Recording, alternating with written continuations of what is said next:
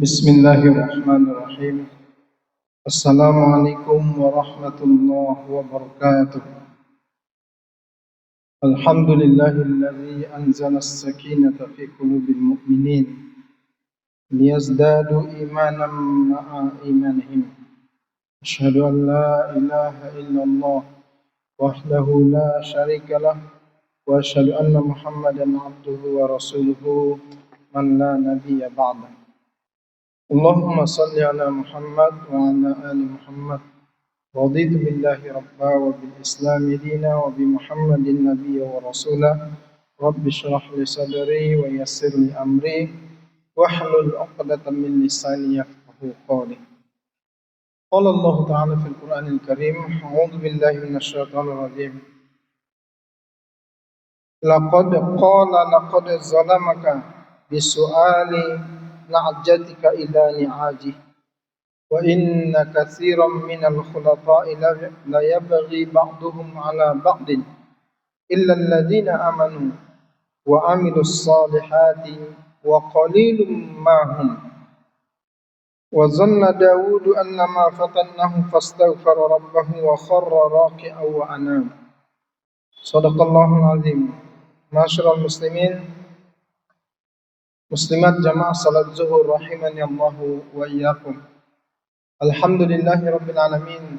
Kita bersyukur kepada Allah atas segala karunia nikmat yang Allah berikan kepada kita semuanya. Mudah-mudahan dengan rasa syukur ini menjadi jalan terbukanya nikmat-nikmat lainnya untuk kita semuanya. Salawat kepada Rasulullah, Allahumma salli ala Muhammad wa ala ali Muhammad. Bapak dan Ibu saudaraku sekalian, kita memasuki pekan terakhir di bulan Zulhijjah. Tapi kita belum berakhir dari bulan Zulhijjah. Maka ketahuilah yang utama daripada bulan Zulhijjah, Muharram, dan 4 bulan haram yang pernah kita sampaikan di sini adalah penjagaan diri terhadap perbuatan-perbuatan maksiat, perbuatan zalim, baik terhadap diri kita sendiri, apalagi terhadap orang lain. Sebaliknya, mari kita menguatkan keistiqomahan dalam diri kita untuk memperbanyak amal soleh. Karena sesungguhnya bekal terbaik kita untuk berhadapan dengan Allah di akhirat kelak adalah amal-amal soleh kita. Bapak dan Ibu, di antara amal soleh yang perlu kita berikan perhatian untuk kemudian kita laksanakan dalam kehidupan ini adalah bagaimana menegakkan satu akad penting dalam muamalah Islam. Akad itu adalah akad syirkah. Syirkah itu bersyirikat. Bahasa sederhananya adalah bekerja sama. Setiap orang yang hidup di masa kini membutuhkan keberadaan orang lain. Tidak ketika dia miskin terhadap orang kaya atau sebaliknya orang kaya terhadap orang miskin, tidak. Semua kita punya ketergantungan dan kebutuhan terhadap sesama. Itulah yang disebut dengan syirkah. Satu akar kata dengan kata syirik kalau dalam akidah. Syirik itu kita menduakan Allah, mensyirikatkan Allah, memposisikan ada yang lain selain daripada Allah yang punya kemampuan seperti Allah. Itu syirik. Syirik terhadap Allah adalah perkara yang mungkar, tergolong kepada dosa besar. Bahkan kalau tidak bertaubat, Allah tidak terima ampunannya, tidak beri ampunan. Sebagaimana dalam surat An-Nisa Allah berfirman, "Innallaha la yaghfiru ayyushraka bihi wa yaghfiru ma duna dzalika liman yasha." Sesungguhnya Allah tidak mengampuni dosa syirik, yang berbuat syirik kepada Allah. Ini perspektif akidah yang terkait dengan syirik. Dan Allah mengampuni dosa selain daripada syirik. Tapi pokok kajian kita ini adalah bersyirkah sesama manusia, bukan untuk menyekutukan Allah, tetapi untuk kemudian saling menguatkan di antara manusia itu. Wa ta'awanu 'alal birri wat taqwa wa la ta'awanu 'alal ismi wal udwan. Saling tolong-menolonglah kamu di antara kamu di atas kebaikan dan juga ketakwaan, dan jangan kamu tolong-menolong di atas dosa dan juga permusuhan. Jadi setiap akad syirkah yang dilakukan dalam muamalah Islam, purpose-nya, tujuannya itu adalah bersyirkah dalam kebaikan dan ketakwaan. Tidak terkecuali dalam muamalah. Maka kemudian kalau kita bawa ke transaksi keuangan di bank-bank syariah, ada satu akad yang utama yang ditegakkan sebagai pembeda antara bank syariah dengan bank konvensional. Itu namanya adalah akad musyarakah. Musyarakah itu sama dengan syirkah. Artinya di situ ada akad kerjasama antara dua belah pihak. Kalau terlibat dengan bank, berarti bank dengan nasabah untuk menjalankan satu usaha yang modalnya bisa sebagian-sebagian atau bisa satu pihak yang menyediakan modal, kemudian pihak yang lain itu hanya menjalankan usaha, yang kemudian hasil usaha ini akan hasilkan sebahagian untuk yang memberi kontribusi modal, sebagian untuk menjalankan usaha yang dia tidak memberikan kontribusi modal. Atau dengan pola yang sama-sama memberikan kontribusi modal dan sama-sama menjalankan usaha. Itu maknanya hasil usaha itu kemudian dibagi untuk kedua belah pihak sesuai dengan porsi yang disepakati. Kalau untung, dia dibagi untung. Kalau kemudian usahanya itu rugi, maka dua belah pihak itu akan merasakan yang namanya kerugian. Nah, itulah yang disebut dengan akad syirkah ataupun musyarakah. Dalam pendekatan muamalah, syirkah ini banyak pembagiannya. Ada yang kemudian disebut dengan syirkatul inan. Syirkah inan itu adalah akad kerjasama untuk usaha yang kemudian masing-masing pihak memberikan kontribusi dana yang sama. Yang sama itu artinya 50-50%, digabungkan menjadi 100%. Usaha dijalankan, ketika dia menghasilkan keuntungan dibagi hasilkan. Nah, itu syirkatul inan. Kemudian yang kedua, syirkah al-mudharabah, yaitu bekerja sama dalam menjalankan satu usaha yang satu pihak 100% menyediakan modal, maka dia disebut sebagai sahibul mal dalam muamalah.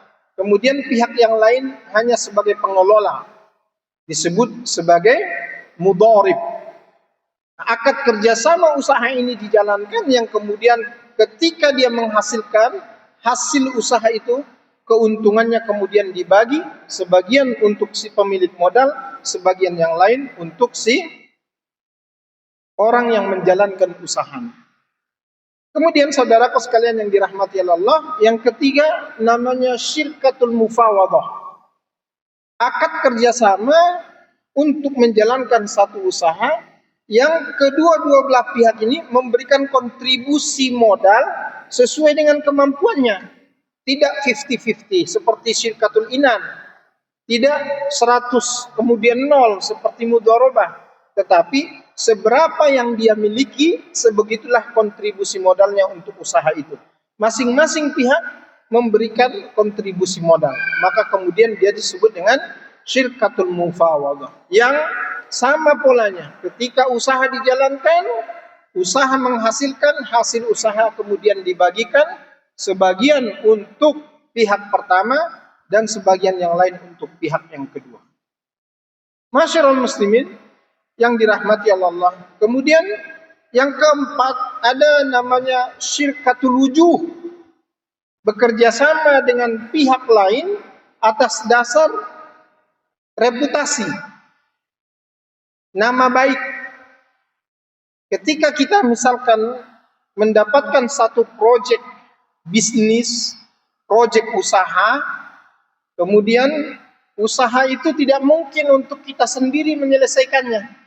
Maka kita ajak orang lain atau pihak lain yang kita anggap punya reputasi baik, ya, punya nama baik, yang terpercaya, yang kemudian kita sama-sama menjalankan proyek ini, bisnis ini, yang kemudian nanti hasilnya dibagi sebagian untuk kita, sebagian yang lain untuk pihak yang punya reputasi yang kita ajak bekerja sama untuk menyelesaikan bisnis ataupun usaha tersebut. Termasuklah diantaranya ketika kita menjadi pejabat, gubernur misalkan, dia ingin mendudukkan jajaran kabinetnya, orang-orang yang akan membantu dia di kedinasan, maka dia manggil, dia seleksi satu persatu, dan seleksi itu berdasarkan reputasi. Tidak dengan mengandalkan siapa yang memberi lebih banyak dia yang akan menjadi kepala dinas, tidak begitu. Tapi siapa yang punya reputasi paling baik di antara pegawai yang sudah memenuhi kriteria dan syarat, maka itulah yang diberikan kesempatan. Tapi ini banyak terjadi penyelewengan di tengah-tengah masyarakat kita dan di dalam kekuasaan yang berjalan di negeri kita ini. Banyak kemudian para pejabat didudukkan bukan atas dasar reputasi baik yang dia miliki, tetapi atas dasar setoran yang dia berikan. Semakin besar, semakin berpeluang untuk menduduki satu jabatan ataupun kekuasaan. Akhirnya apa yang terjadi? Yang terjadi adalah pengkhianatan. Berkhianat satu sama yang lain. Karena dia merasakan bahwa dia menduduki jabatan itu adalah dengan bayaran tertentu, maka yang dipikirkan dalam pikirannya itu adalah bagaimana kemudian mengembalikan dana yang dia sudah keluarkan untuk mendapatkan jabatan itu dengan susah payah. Disitulah terjadi yang namanya pengkhianatan. Ma'asyiral muslimin yang dirahmati Allah, ketika orang dalam kerjasama, dalam akad syirkah, kemudian diantara mereka ini ada yang saling mengkhianati, maka sesungguhnya apapun yang dilakukannya itu tidak akan mendatangkan kebaikan dan keberkahan.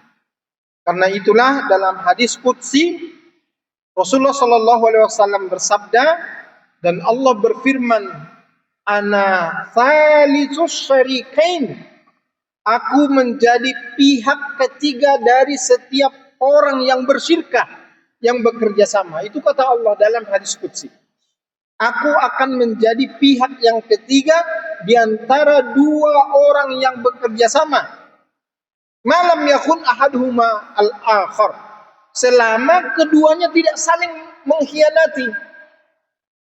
Maknanya apa? Ketika Allah hadir dalam usaha yang kita jalankan, dalam satu kekuasaan yang kita sedang perjuangkan dan jalankan di atas amanah rakyat, kita sama-sama menjalankannya di atas iman dan takwa, kebaikan, maka sesungguhnya keberkahan-keberkahan Allah lah yang akan turun.